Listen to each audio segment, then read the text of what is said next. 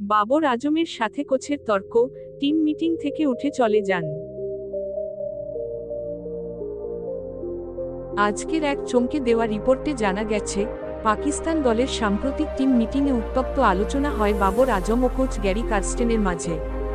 একটি পরিকল্পনা নিয়ে মতভেদ হলে বাবর রেগে উঠে চলে যান মিটিং রুম থেকে। পিসিবি এই ঘটনা নিয়ে এখনও কিছু বলেনি, তবে ঘনিষ্ঠ সূত্র জানায়, বাবরের মুড খুব একটা ভালো নয়। বিশ্বকাপের আগে পাকিস্তান দলে এভাবে অস্থিরতা তৈরি হওয়া কতটা ভালো, সেটা নিয়ে উঠছে প্রশ্ন।